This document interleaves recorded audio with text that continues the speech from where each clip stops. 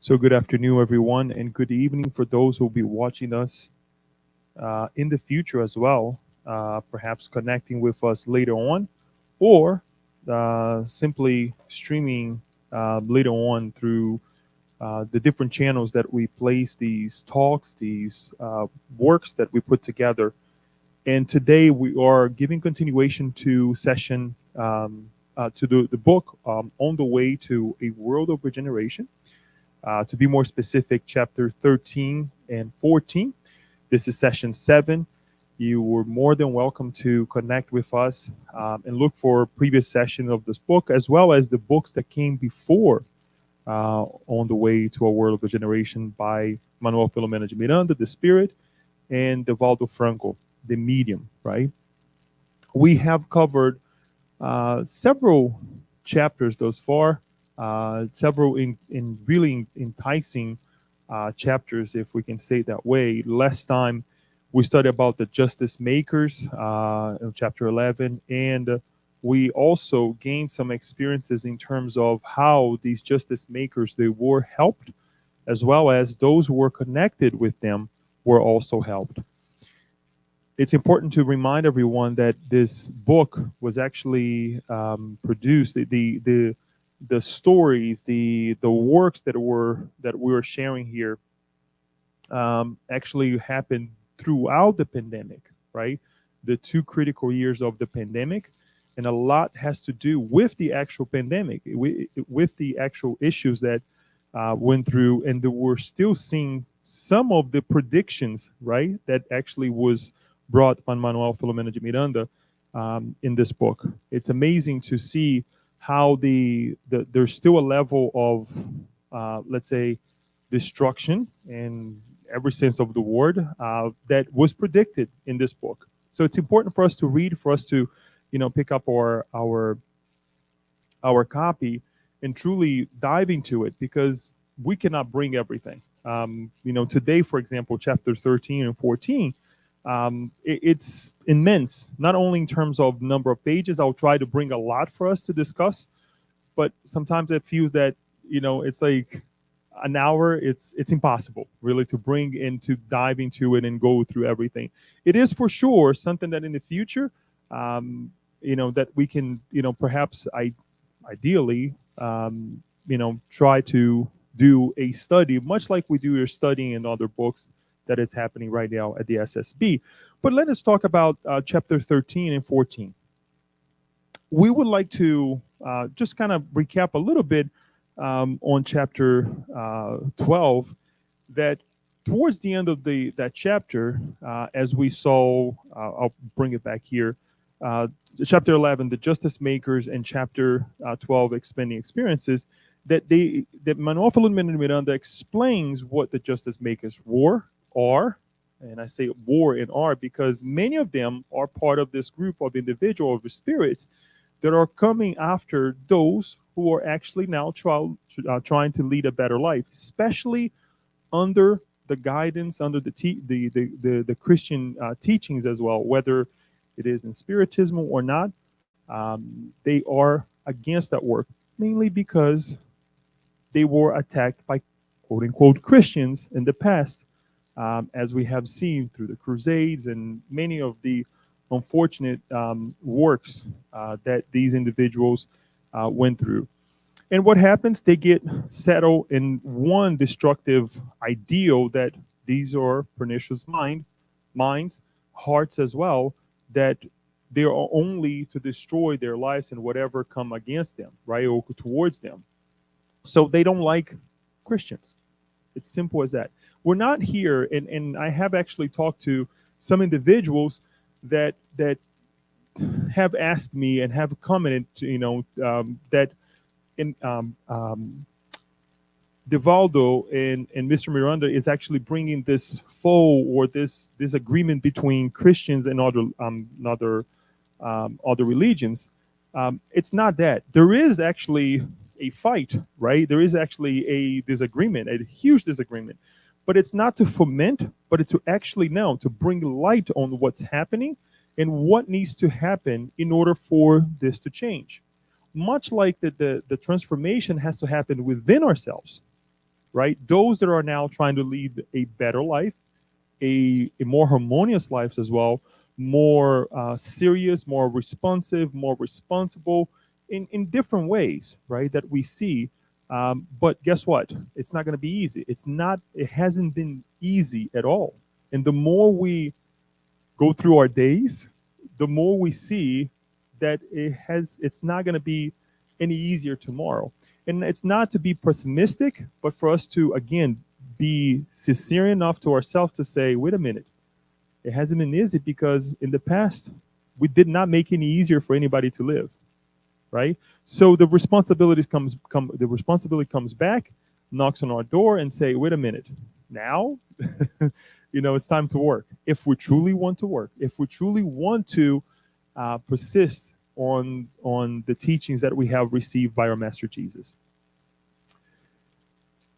This chapter, I'm gonna just give it up to you. It's all about the thought, and I'll read this first part, and it scares me on how similar what we will bring here, not by Mr. Miranda, but by I'm not gonna say his name yet. That it is similar to what Joanna de Angelis has brought, much like what Kirsten is actually studying right now about the thought, about how to behave. Sometimes, well, I would say every time we read Happy Life as well, and many of the works that Joanna de Angelis brings, as well as Emmanuel, because Emmanuel has a beautiful book talking about the thought, right? And again, it's just scary in different words, but he's saying the same thing. And we will give emphasis to this. If we don't have time to go to chapter 14, it's okay. We will continue. We'll just cover this chapter.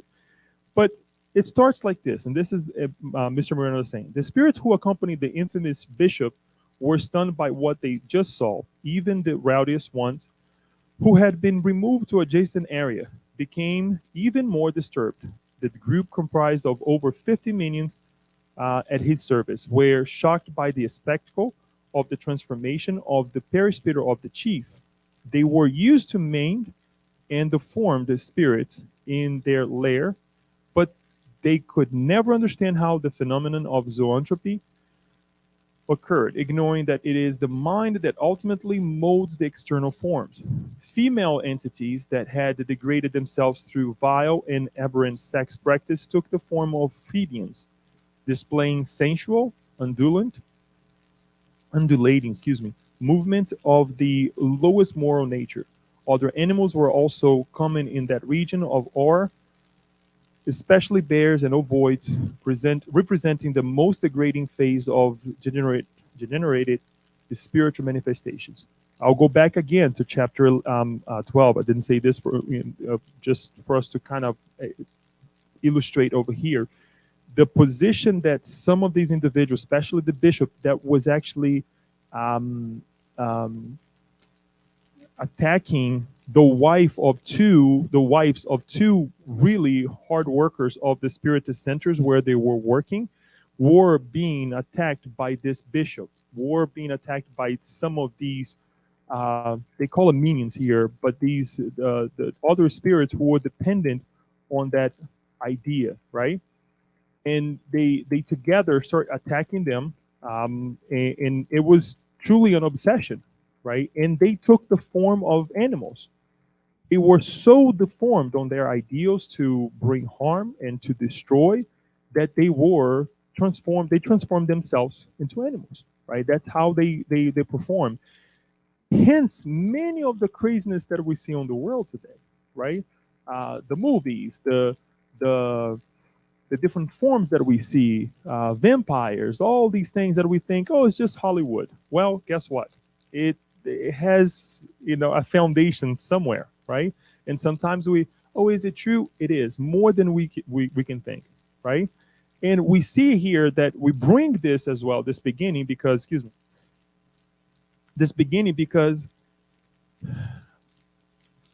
they are connected with us because we're also vibrating in this mode. We also give ourselves the ability to watch these things, to connect with them, right? And then it comes Euripides Bassanufo. Many of you who knows Euripides is actually we have brought his immense work to contribution to Spiritism. Founded the Spiritist, the first Spiritist school in Brazil as well. Lived for a very short time, but did wonders in terms of mediumship, helping other people, as well as bringing a boost to Spiritism in Brazil as well. And he's still working very hard as well in the spirit realm. He says, "Dear brothers and sisters," he starts talking about thought, how we produce, and this production of thought, how it connects with our reality, right?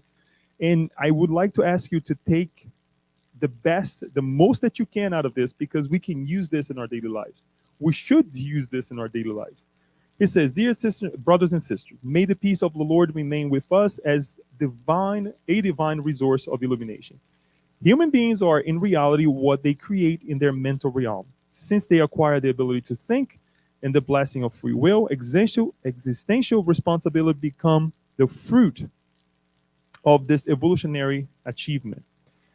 The brain, as a dynamo generator of forces propelled by thought, has the capacity to transform ideas into realities, transforming from waves to solid forms everything that is created in the physical field.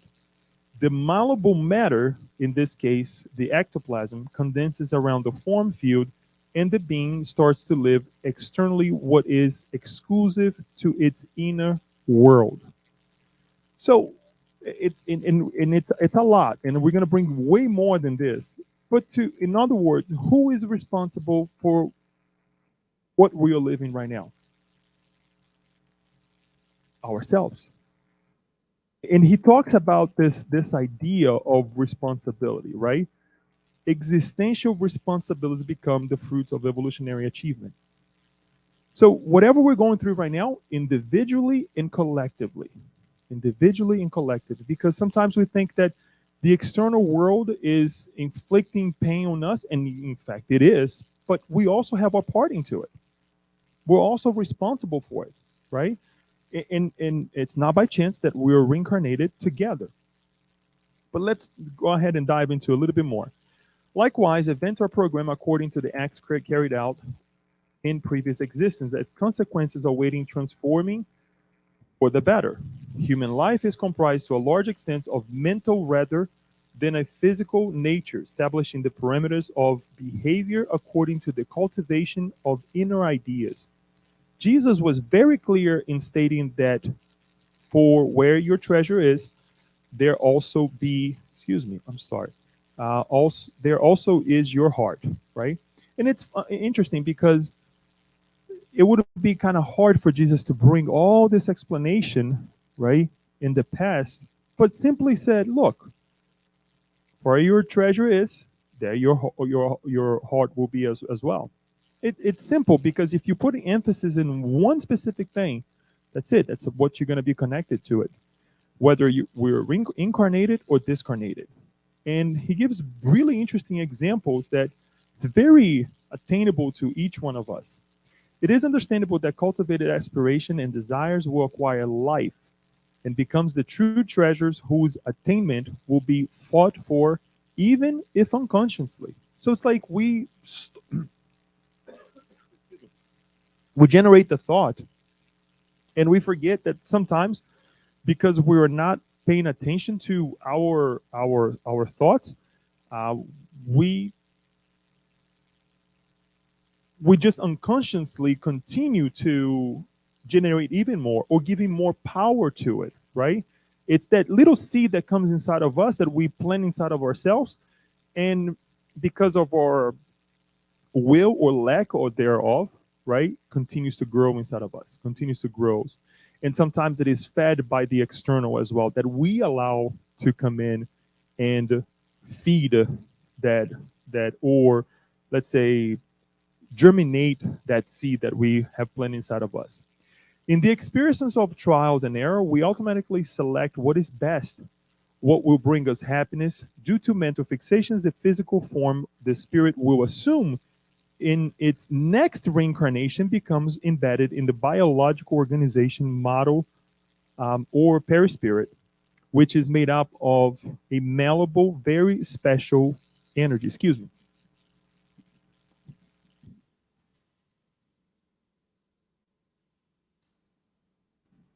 So this is a huge highlight for us because now we're talking about the next life.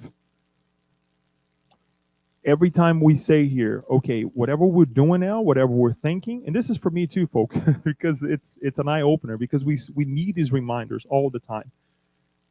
Are we already molding the future? Yes, we are. Are we already molding the next reincarnation? Not only the next reincarnation, but maybe two or three reincarnations after this one, because the justice, that God's justice, is so great we cannot even fathom, right? That it will only allow us to bear the consequences of our thoughts, and I'm talking about negative thoughts, right? Maybe two or three incarnations later on when we are truly able to handle it. So when we're talking about this work that is being done for the next reincarnation, automatically, unconsciously, right? Maybe we'll have to bear them not in the next reincarnation, but reincarnations after. Sometimes it also due to the necessity of being with other individuals that perhaps won't be able to be with us in the next reincarnation. So it's very serious. This point over here is very, very serious for all of us to make sure that we're engaging, and we'll see a little bit more, or at least try to change our thoughts or the patterns that we have. Every form is preceded by a model that expresses what is desired, following and adapting to what is in the mind.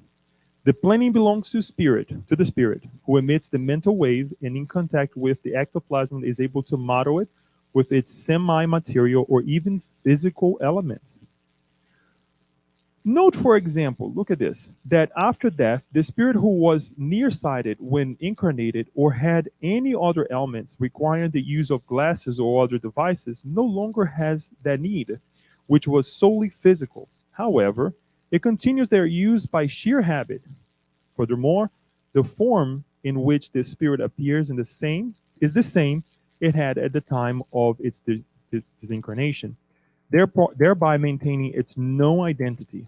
Bare of various forms and appearances, its unconscious model beyond the grave what was most familiar, most pleasing to it, or by which it was best known. Many times we go through this process of rehabilitation, for example, right?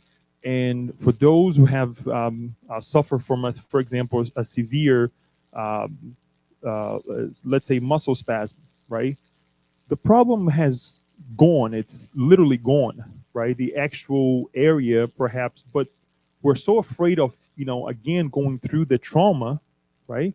That it's even by somebody coming near that area or you kind of going through an area that may touch that area of the physical body, what happens? You want to exclude yourself or you want to protect yourself.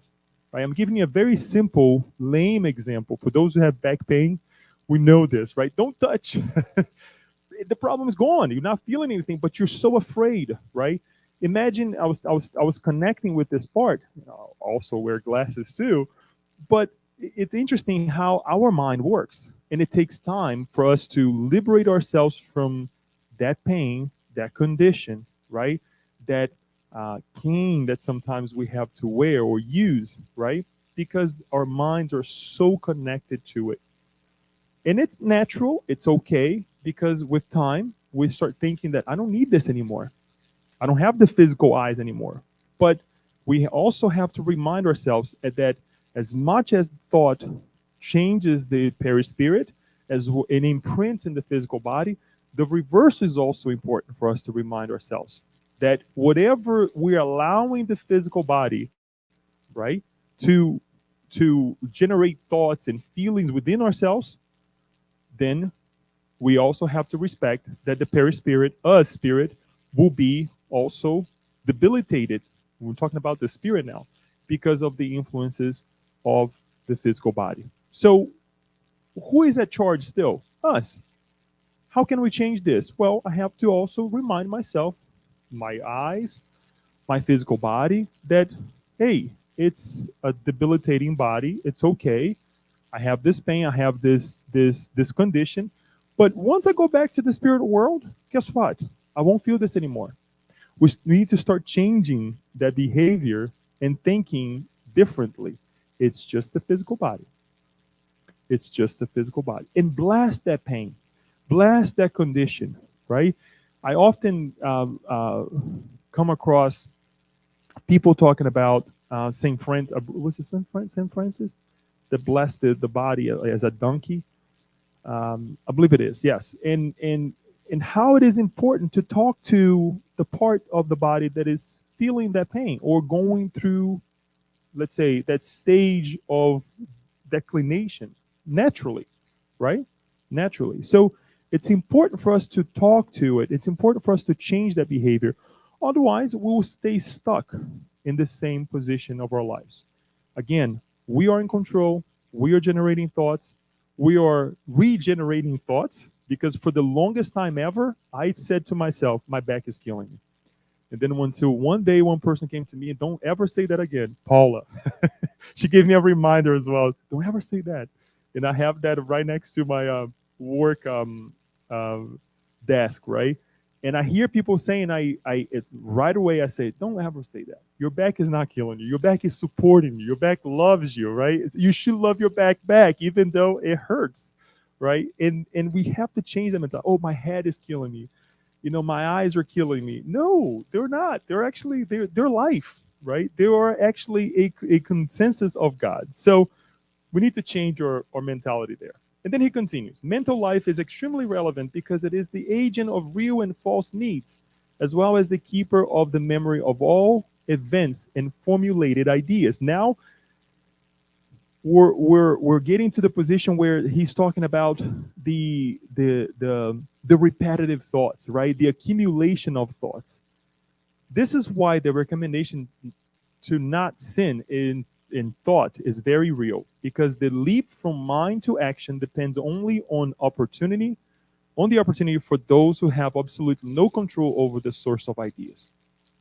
All right, let's stop right here because reading this sometimes, it's kind of scary, right? Because it's like, okay, so we have no control, right? We're not going to sin. We're not going to think of negative things. We will. Number one, we have to be persistent with something that he's going to say here too, as Joanna D'Angeli also says, is what? Think of something negative, replace it by something positive immediately. But how do you do that? How do you engage with yourself and your thoughts? You have to be aware. In order for you to change something, you have to acknowledge that there is something wrong, period, right? And at that moment, you're going to say, okay, why am I thinking about this? Why am I thinking negatively? Or why do I find that raining today is not going to be a good day? Why? Since I don't have any control of it, right? Well, okay, I'm going to take an umbrella with me. I'm going to protect myself. I'm going to take, even if I have to go somewhere, or perhaps a rain jacket, or perhaps an extra set of clothes that you have to go to work, or something that you think is going to get wet, you prepare yourself and let it be. Based on your changes of behaviors, mind, or thoughts towards that feeling that you have against the weather, perhaps things will be much easier than even thought, right?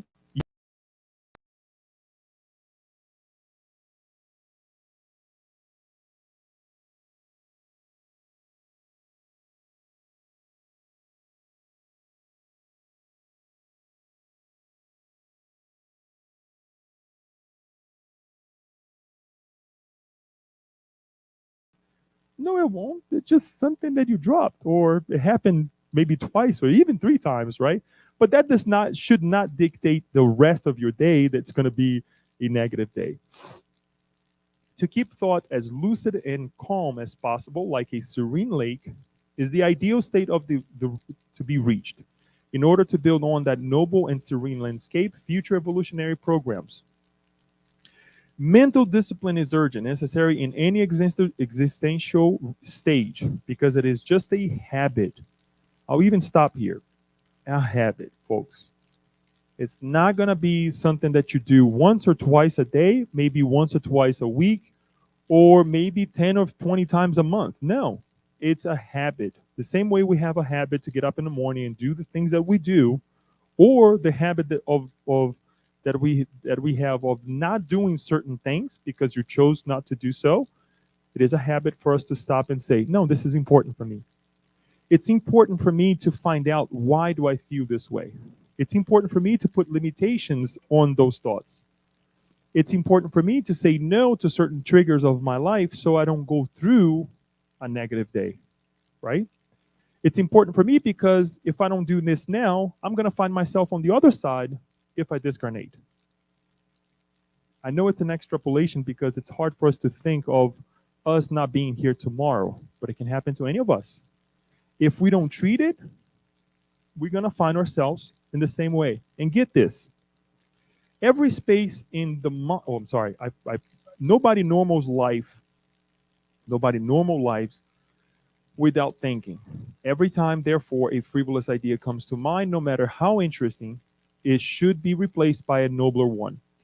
In this sense, work plays a valuable therapeutic role in life. Individuals focus on achievements to be reached do not become victims of empty hours, where mental idleness breeds trouble. And it's interesting because it's oh, the saying that it goes right, that an empty mind is the workshop of the devil, right? Or we find in Proverbs as well. I even brought here, uh, 16, chapter 16, verses 27, 29. Idle hands are the devil's workshop. Idle lips are are his mouthpiece. An evil man sows strife, gossip, separates the best of friends. Weakness love company and leads other into sin, right? Just something for us to think that these teachings have been with us for quite some time. And it is so true that this last part is what is connecting us to the other side, to the justice makers, to the difficulties that we find ourselves in. And sometimes it's like, I'm not attracting this. Yes, you are. Yes, we are, right? Given continuation, every space in the mind must be geared towards edifying objectives in which sentiments are refined and life is exalted. Then comes the question that he poses himself: what keeps a spirit fettered to revenge for centuries on end, even after acquiring knowledge of the laws of immortality and progress? Right? Because sometimes we think, okay, knowing spiritism, knowing the fact that we reincarnate, knowing the fact that the past is predicting the future. When I say predicting, is I should actually explain this better. It's preparing the future, right? As we talked about the next, the following, and the following incarnation. We have to step aside and say, why do we see so much despair? Why there are certain troubling things within ourselves, even though we know about spiritism? Why? He says the following: it is the evil thought which becomes a fixed idea that crosses space and time, and for the desperate spirit seems to be always in the present moment. Once the spirit understands that only love can bring happiness in any circumstance, time, and place, there is opportunity to transform compost into flowers, disgrace into bliss. We often see cases that Angela Luis brings to us. We often see cases at the Unionistic meeting as well. And we also talk to other friends in that works in spiritist meetings as well, mediumistic meetings, talking about the same fact here. How can you find yourself coming back after centuries, right?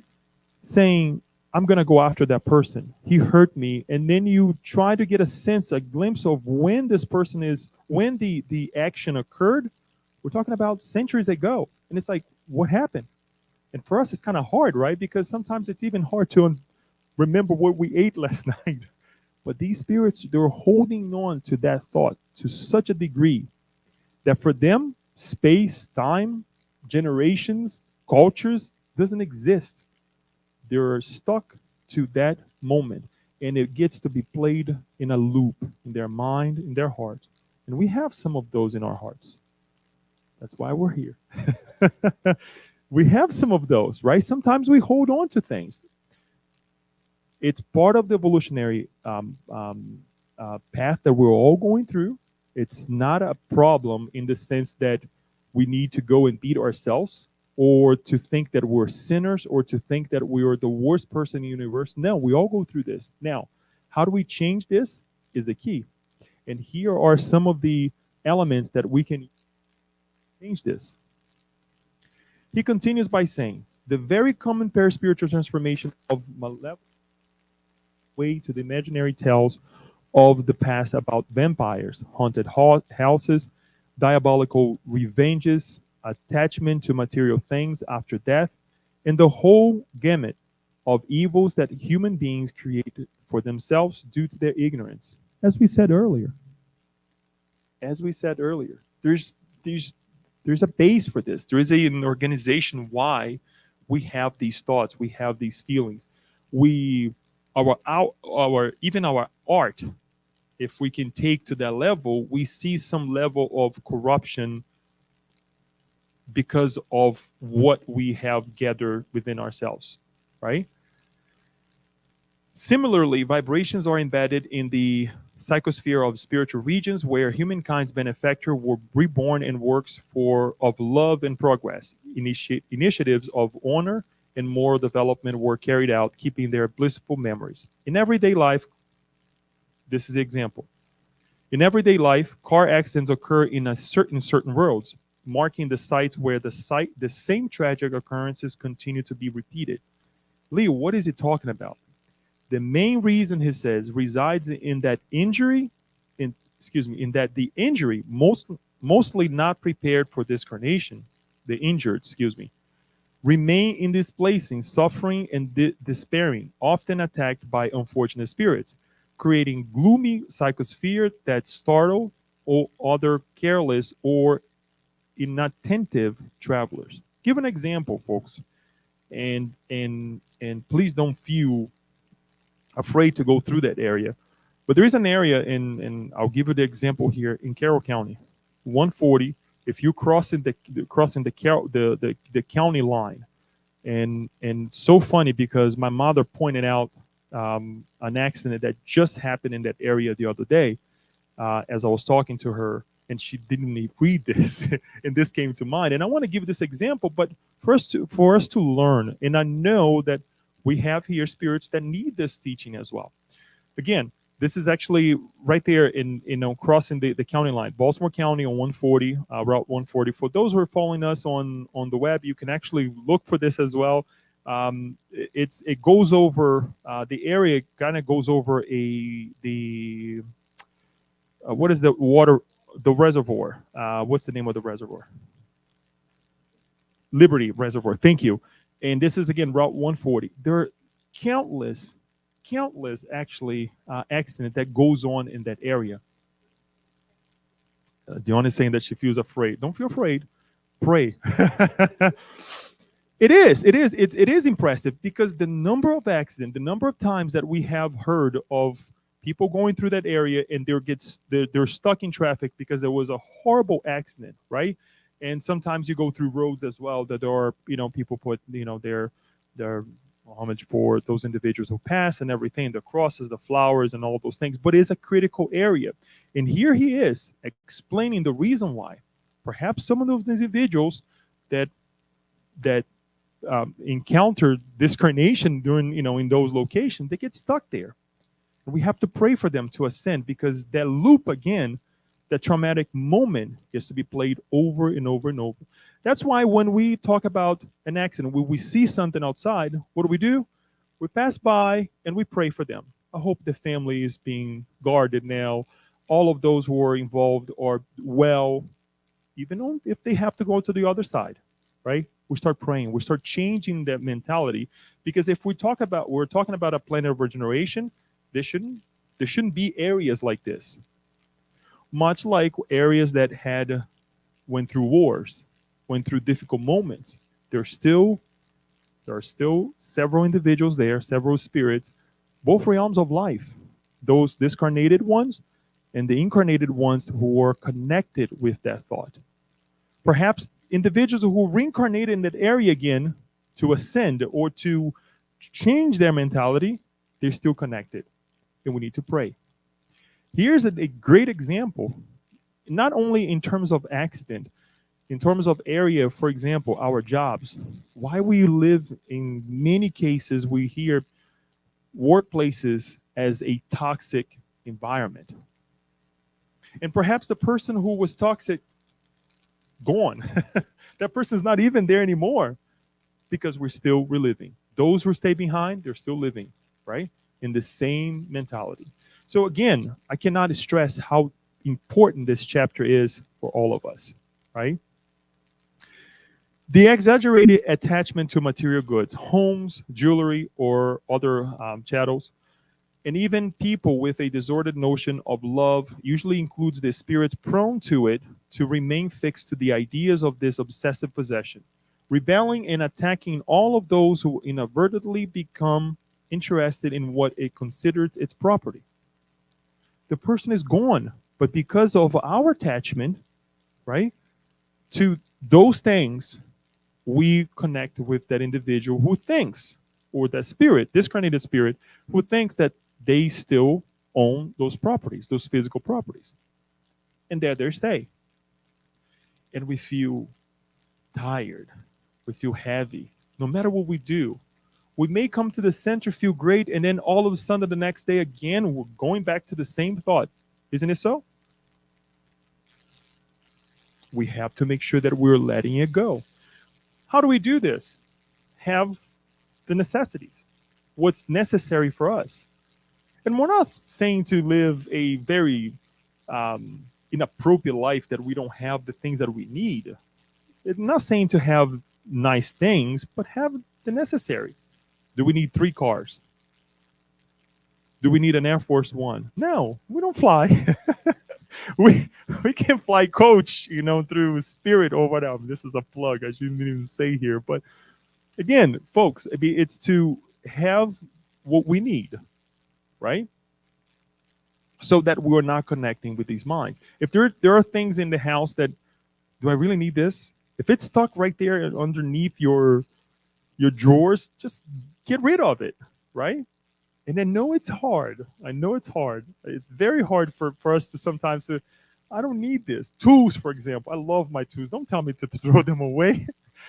Guys are so funny because it's like, one day I'm going to need that. One day. And it's not really to use it, but it's to tell somebody, usually the wife, right?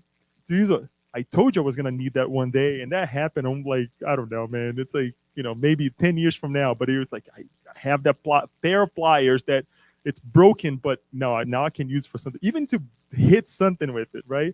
But I'm just giving an example because sometimes we don't want to get rid of things, right? It has no use. Let it go, right?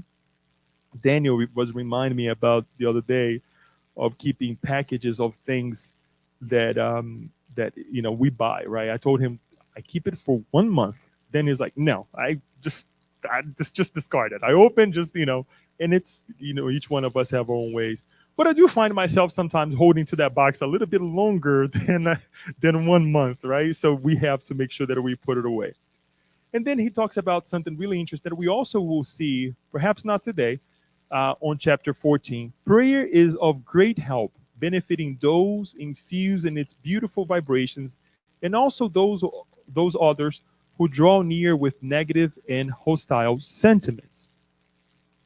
In many second marriages resulting from widowhood, it is very common for the discarnated spouse to believe that he or she has been betrayed and thus attack their replacement, giving rise to numerous types of spirit obsessions depending on the circumstances and the credits or debits or debts of the parties involved. Continue on this idea of attachment, right? Not only to material things, but will materialize marriage. It's my wife, it's my husband, my kids. We all know that André Luiz went through the same thing, right? The first impulse when he went back home, he was given the ability to go back home, and he was warned because many times he asked, and we can find this in the book No Solar, when he was saying, I want to go back home, I want to be. And many of the times, not directly, well, directly and indirectly, he was asked, are you sure about this? Are you really ready for this, right? Because going back, he would be facing the wife with a new man. And so it happened when he went back. And he was, quote unquote, ready for it, right? What happens? The first impulse was that this feeling right here. Oh my gosh, she's with someone else, right? But then he started praying and he realized that perhaps this is the man that is taking care of my wife, my family, the establishment that I had. And it's okay to say my wife, the person who served very well and dedicate her life to me as a wife when I was in the physical body. And he started actually sending good vibrations to the man who, when he came, was very sick and helped with the situation as well. True transformation, right? But it's not easy. It wasn't easy for him. Why would it be easy for us, right? And I'm not saying that um, um, um, he was better than each one of us, but he had already reached a level of lucidity, spiritual lucidity, that we many of us haven't yet. Perhaps I like to believe that I haven't, right? If you do, great, right? And it's interesting how we need to start looking for our partners, our friends in this way, in an evolutionary way that we're not attached to them and we're not allowing them to stay attached to us. Because often I see dealing with the public where one side of the partnership, let's call, passes, go to the other side, and the other person has no idea on how to conduct their lives. It's difficult. It's more difficult than the opposite, right? Because that individual now has no idea on how to take care of their money, the house, the day-to-day life with those who stay behind, the kids, family members, and all, because that person did everything and did not allow to the other side to become responsible as well. Or perhaps the other person didn't want to be responsible too. So we have to analyze these things, folks, so we don't become dependable in a, let's say, dramatic way. It's okay for us to allow individuals to conduct certain parts of our lives because that's how we grow. The person can do this better. Fine, let the person do it. I know I can do it, but that's what the other person likes to do, right? And you complement in a different area, understanding that perhaps if I'm not here tomorrow, that person can also do it for themselves. Every effort must be made towards a healthy mental conduct and balanced emotions so that the acts are praiseworthy and promote the well-being of those who keep themselves in this manner.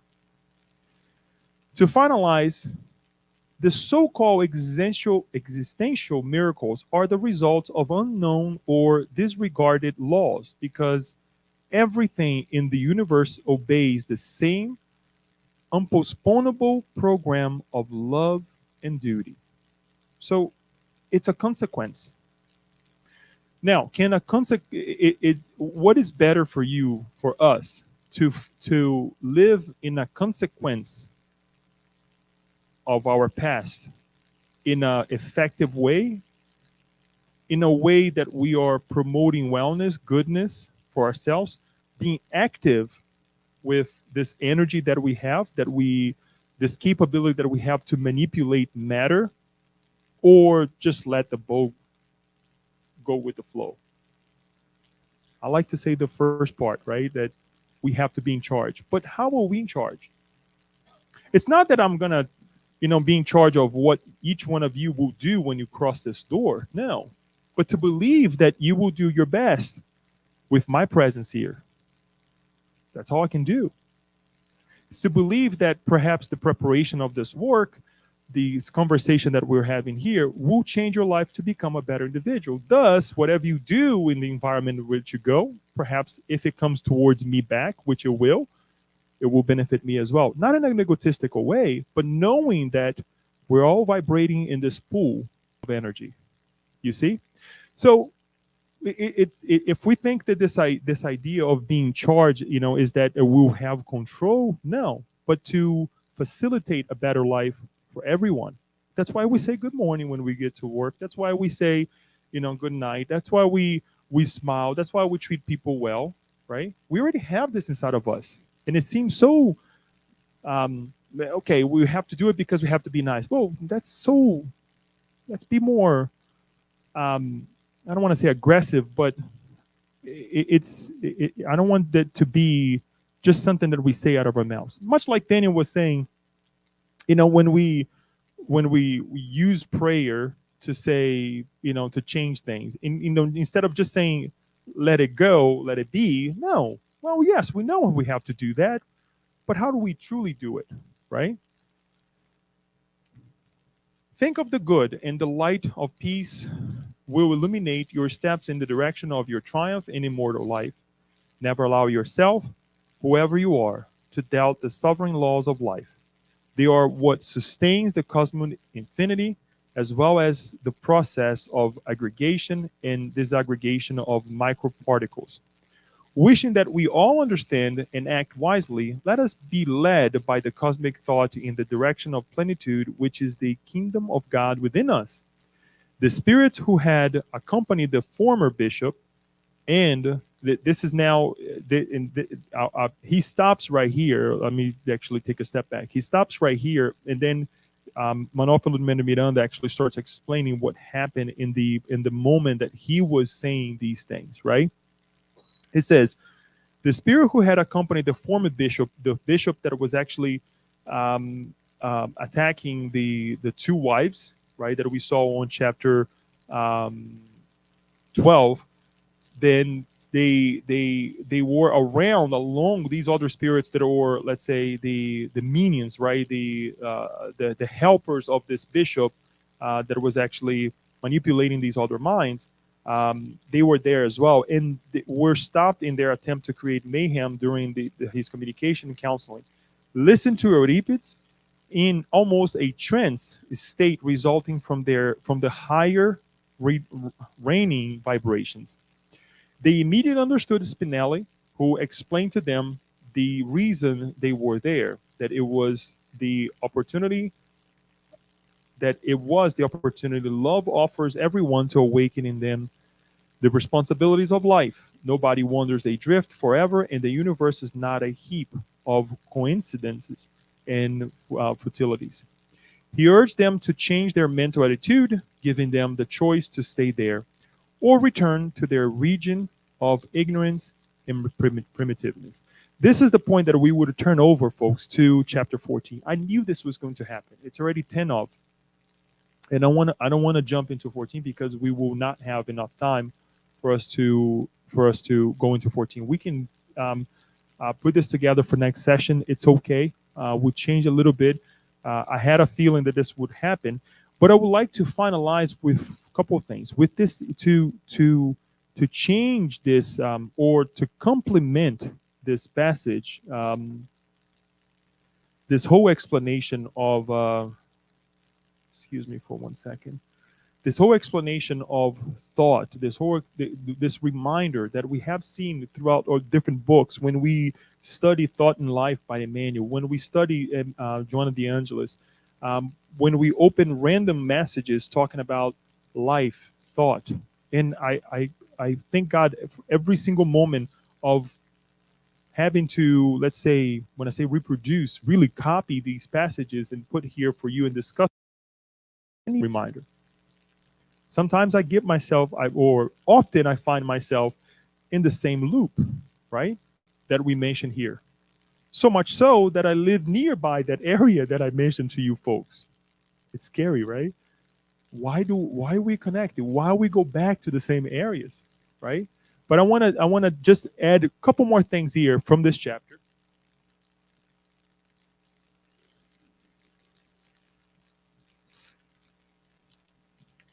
Towards the end, they were reminded by Spinelli, one of the individual, the spirit who is responsible for this caravan of work, right?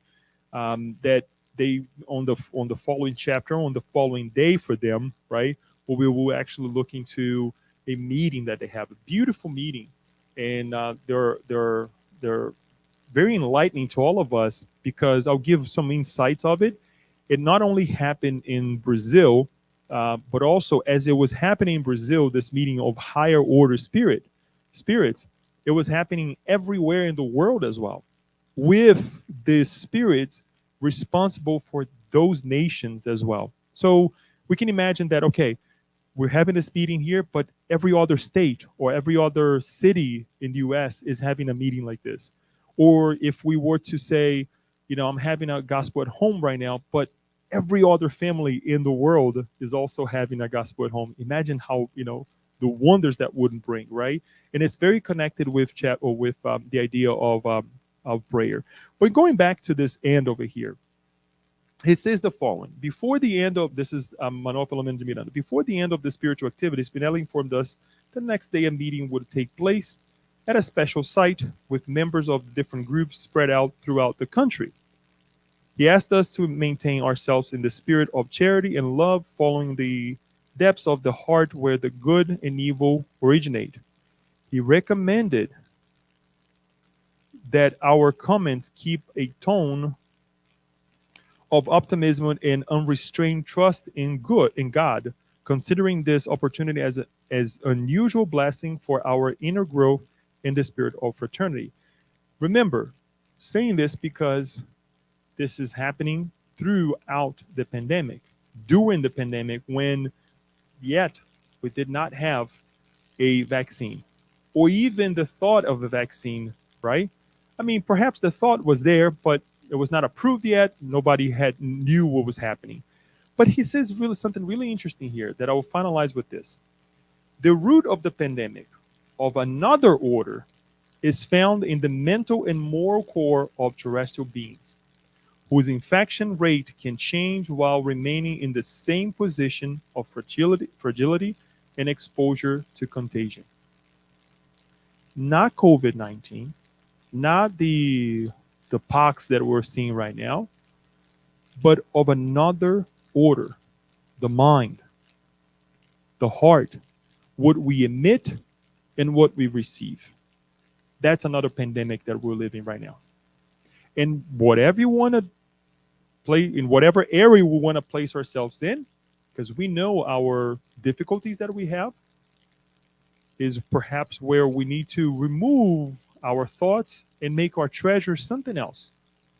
Reading this is like, yeah, that's a pandemic. That is we went through a tough time and we still are. Because when we look back and say, did we learn anything? I like to think so. But the general and the majority, right? We see that there's still a lot to learn from the actual pandemic that we went through, right? Because we tend to go back to our treasures, where we put our mind, where we put our heart.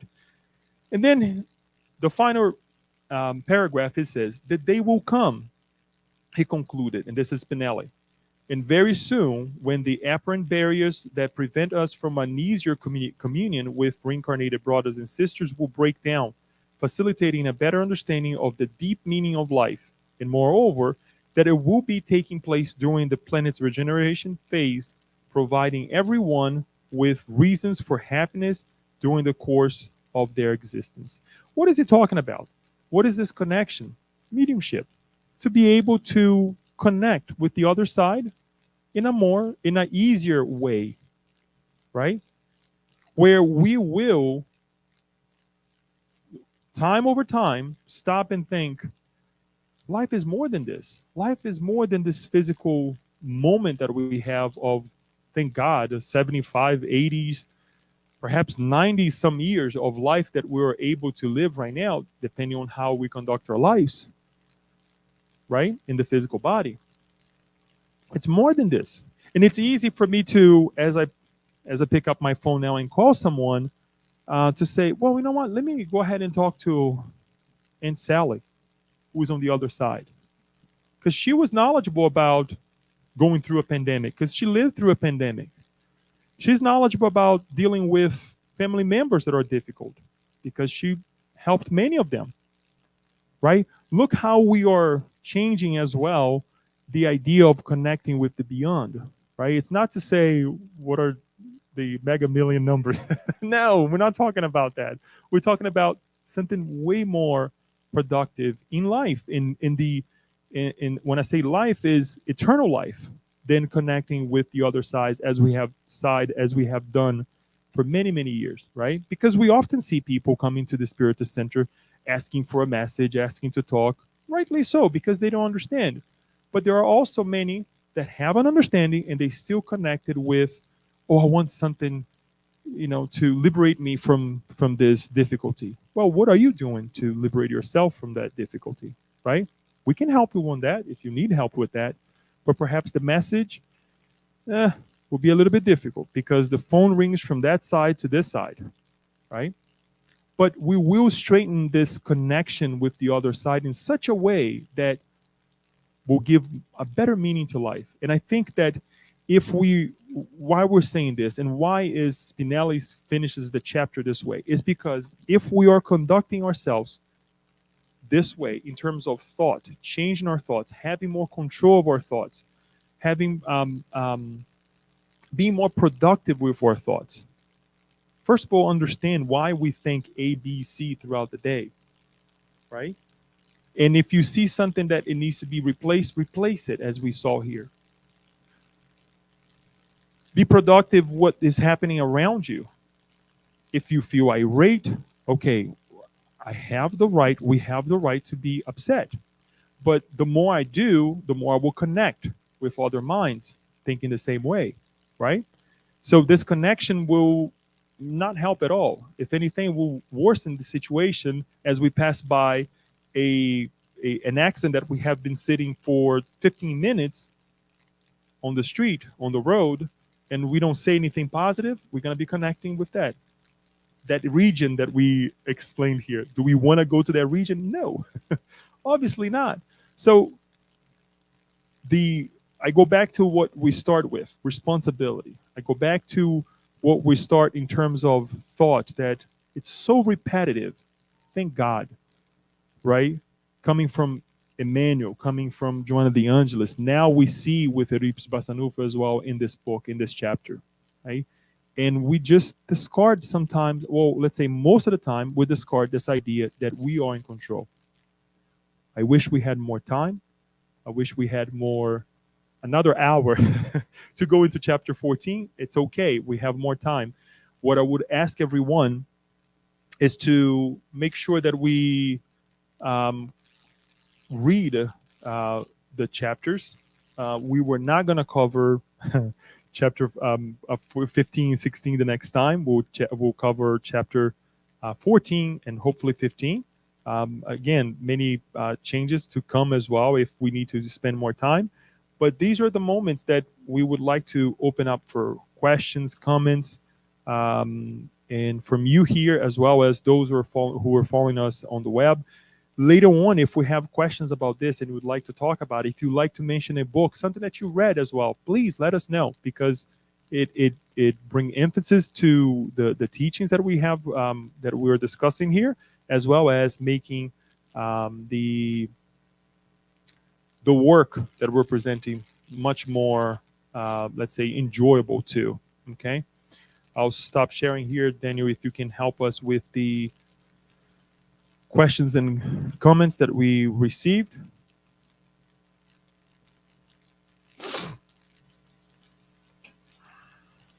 Hi, Leo. About zoanthropy, we have reports about it in discarnated spirits. Aren't those spirits allowed to reincarnate until their perispirit is partially repaired, or are they those fetuses suffering a spontaneous abortion in early stage of pregnancy? Wow, Yasko, great question. And unfortunately, I cannot answer that. That is something that I would like to pass. Now, one thing that I would like to say is that I would like to believe, and this is a personal comment here, that I'm quite sure that many of these spirits, they are helped to the best of the mentor's abilities, right, to diminish their condition, the way they live, the way they're living, the way they're vibrating, right, in terms of being a ovoid and all. Now, if they are in a position where they are discarnating, as mentioned here in a spontaneous abortion, I don't know about that. I never read anything, never came across anything that can make this statement correct or false. So I would like to pass that, and we can talk that, and actually I'll dive into that idea so we can discuss later on. And again, I want to emphasize here the goodness that are happening as we have seen here in this book and these examples, that there's a great work being done to help these individuals, to help these spirits. And because they were in a loop, it would be hard to believe that these spirits, in terms of loop of thought, excuse me, or repetitive thought, that they would be even in a position to reincarnate yet. I believe there should be awakening of somehow for them to say, okay, yes, I am an evolutionary spirit, not directly but indirectly. That they regain their identity, and then they are able to reincarnate. Obviously, we will see that some of these spirits will not be in the perfect state of mind. None of us are, because we're incarnated here on earth. As well as, I would like to exemplify that some of us, because of the loops that we live on the physical body, incarnated ones, we're still vibrating in some ways the way these ovoids or these individuals who find themselves as animals or whatnot, showing themselves that way, vibrating as well, because we allow ourselves, or is the past coming back to us, and we stay stuck in that position, that condition, right? And we see this in all walks of life, all different cultures, conditions, and so I like to say that it's not something that it gets to be resolved at one point and then we're liberated from. It takes time. Much like we sometimes, it takes a long time for us to perhaps reshape our bodies in terms of a diet, right? I'm not even talking about going to the gym and become athletic, but we're talking about, deciding to lead a different diet. And when I say this, is to eat certain things that perhaps are more beneficial to the body, right? It takes time. It takes time to crave for certain things that we were eating in the past. Imagine with our thoughts. So those are the examples that I would like to live with you. And hopefully this helps and kind of leads us to a better understanding on how these individuals may be or will be in the future. But to say that they were deemed to, abortions and whatnot, it's kind of hard to say that. Hopefully it helps. All right, moving on. I believe that is the only one, Daniel. Okay. Anybody else would like to ask a question or make a comment? Daniel, can you? Hello.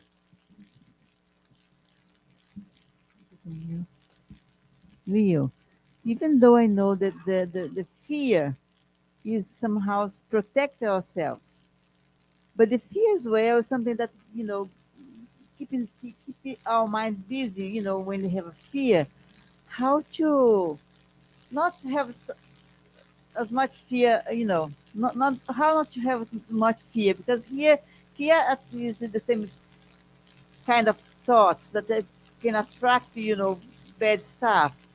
But the same how protect you. How can you know, go away from this loop of fear? I mean, Good question. I'm not a psychologist, so it's kind of hard for me to give you a, an answer that is on par with psychology and and understanding fear better.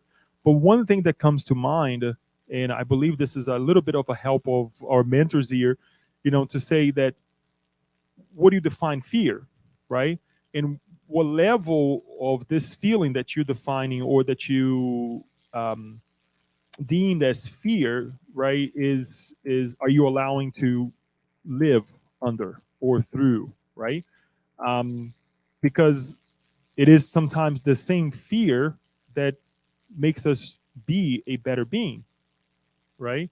We see, for example, religion, the fear that was imposed through religion in the past of this vengeful God. I'm not saying it's good. I'm not saying it's the best thing, because now we have evolved to know that God cannot be this punishing God, right?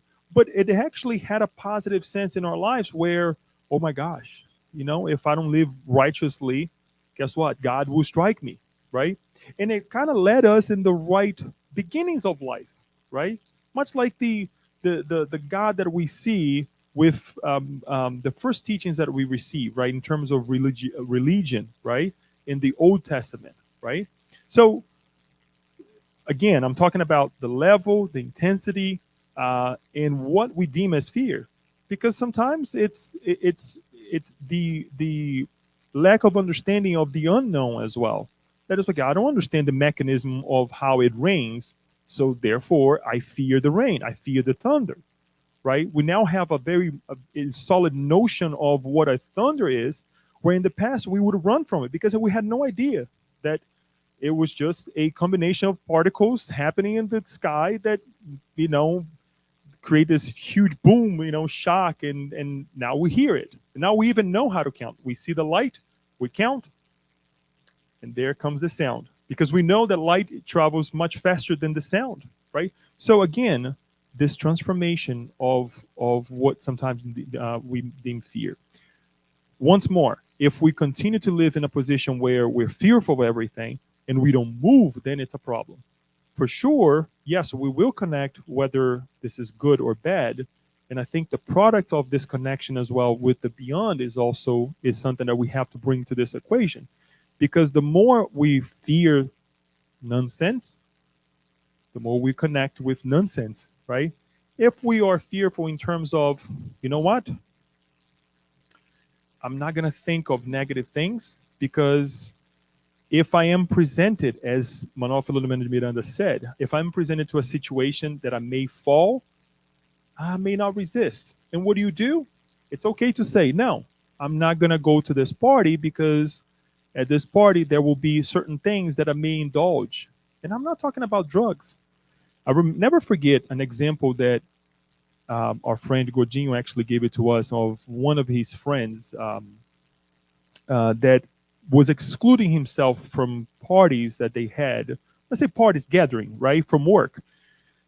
And one time he approached the person and say, "Why you don't go to these places?" And the guy said, "You know what? Every time I go to these places, I can't resist. I eat too much."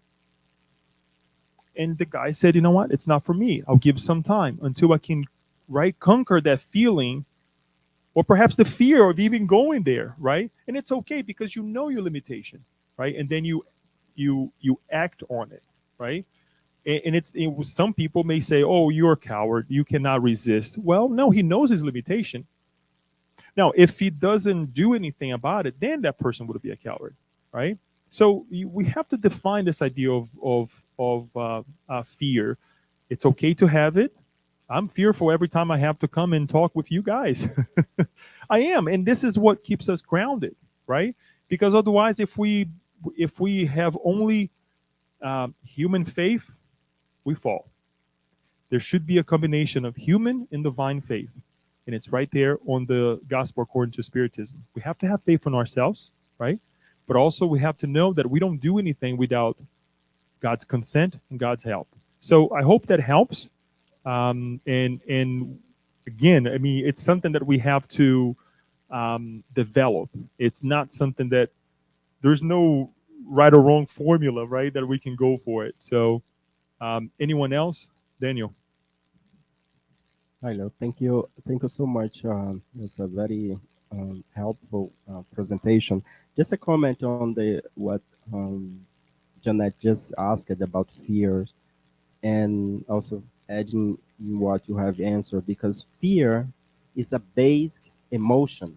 Fear is an emotion that is triggered by experience an event, right? Has nothing to do with thought, right? With our mind.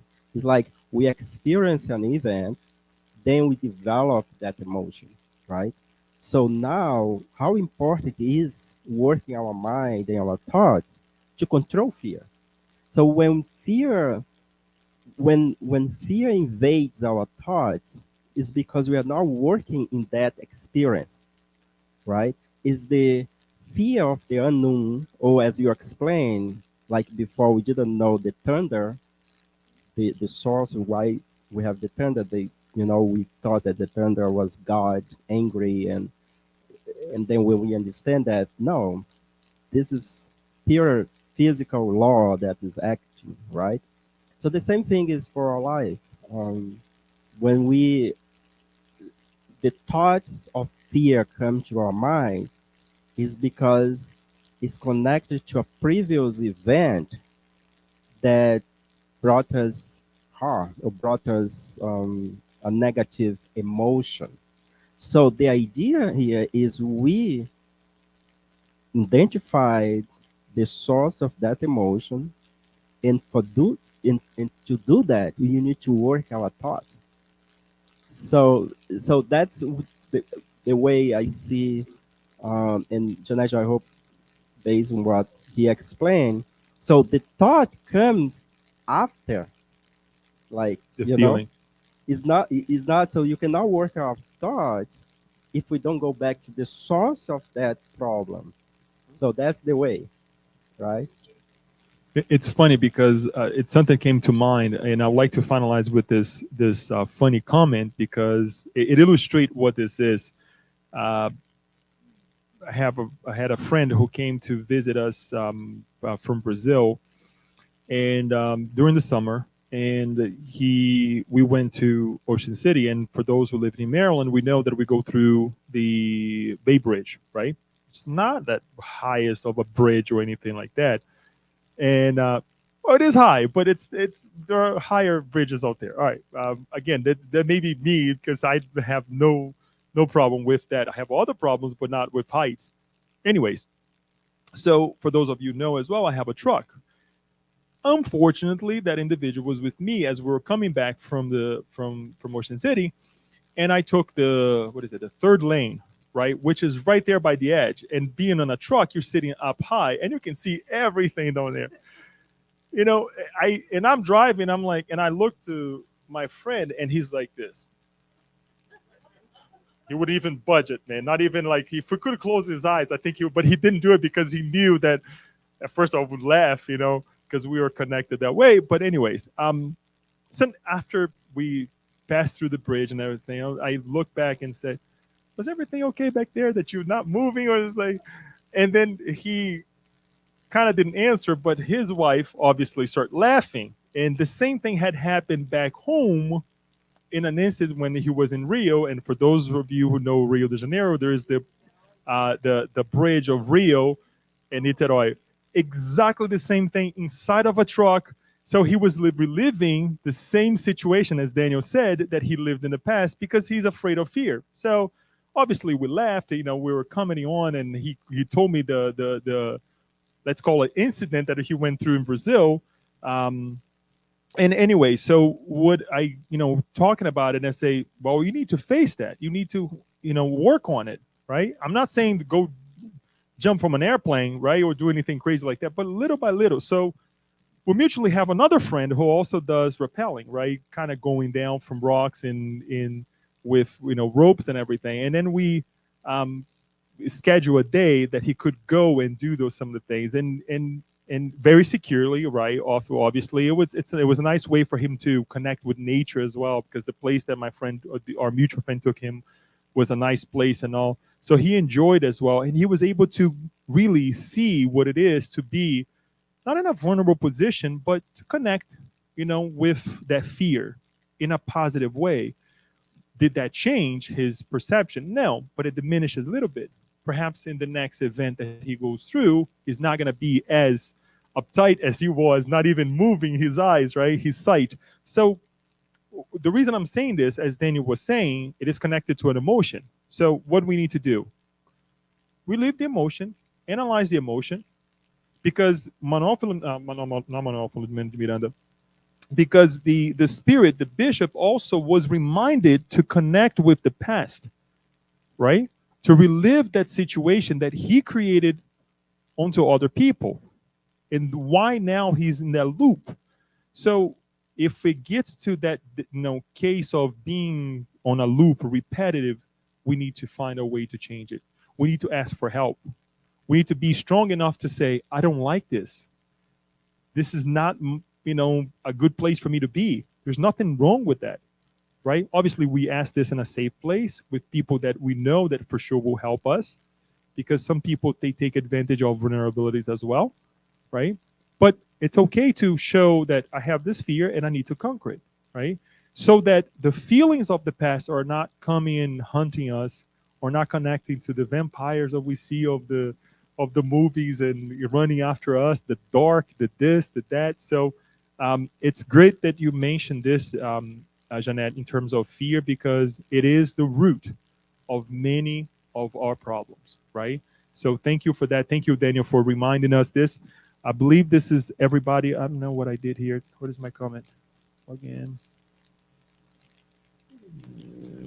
Yeah, I believe that's all the comments. Thank you, everyone, for watching and connecting as well. Sorry that we had to only discuss one chapter. I think it was better for all of us, right, to really dive into this chapter talking about thought, and we hope that we can utilize it every single day, right? Remind other people, go and read the chapter, right, and share this with others too. It doesn't. We don't have to say that this is a spiritism, but this is a reality of life, right? To be persistent in a good thought and a good feeling. So, with no further ado, let us um, connect to finalize this moment with a prayer, and we'll also say a short visualization where we can